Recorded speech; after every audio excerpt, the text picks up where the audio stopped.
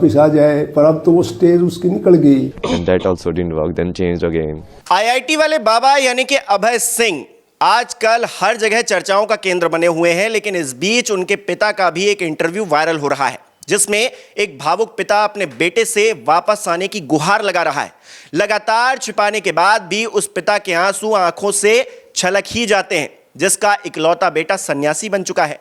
IIT वाले बाबा अभय सिंह अपने पिता करण ग्रेवाल के इकलौते बेटे हैं। ये हरियाणा के झज्जर में पड़ने वाले गांव सासरौली से आते हैं। बाबा ने आईआईटी बॉम्बे से एरोस्पेस इंजीनियरिंग की है। परिवार में माता पिता के अलावा एक बहन भी है जिसकी शादी हो चुकी है। अभय सिंह जब महाकुंभ में वायरल हुए तो चारों तरफ उनकी चर्चाएं होने लगती हैं।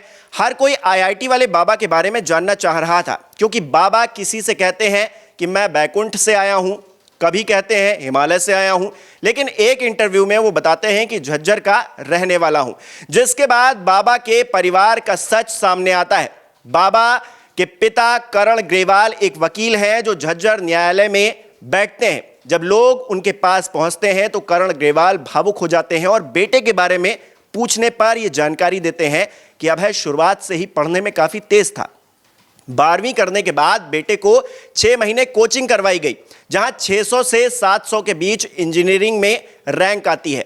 आसानी से एडमिशन हो जाता है। अभय की जिद थी कि बॉम्बे से आईआईटी करे, उसने किया। कैंपस से जॉब प्लेसमेंट भी हो गया, लेकिन जॉब करने के बजाय डिजाइनिंग में मास्टर्स की उसने। उसके बाद 6 महीने दिल्ली में जॉब की और फिर अपनी बहन के साथ कनाडा चला गया। फिर अचानक भारत आने की जिद करने लगा और वापस आ गया।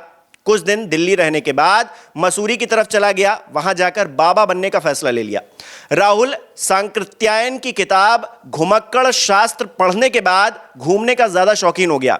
उसकी धार्मिक मामलों में दिलचस्पी बढ़ने लगी। शायद इसीलिए अचानक ही संन्यास का फैसला ले लिया। 6 महीनों से हमारे नंबर उसने ब्लॉक कर रखे हैं।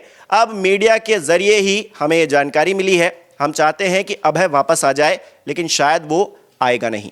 इन बातों को करने के दौरान उनके पिता काफी भावुक नजर आए, आंखों से आंसू आ गए, लेकिन उन्होंने अपने आप को संभाला और बार बार मुस्कुराकर अपने दुख को छिपाते रहे।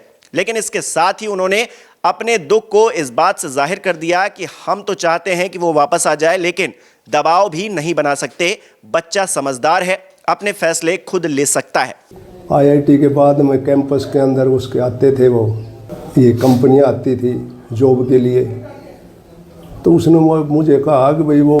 एक पिता के इन शब्दों को हर इंसान समझ सकता है। हालांकि उन्होंने ये भी कहा कि अच्छा है वो आध्यात्म की तरफ आ गया है, हमें इस बात की खुशी भी है। तो वहीं कुंभ के अंदर आईआईटी वाले बाबा की हंसी भी काफी वायरल हो रही है और वो खुद कहते हैं कि जीवन का क्या भरोसा है, इसीलिए मैं हमेशा हंसता रहता हूं, मुस्कुराता रहता हूं।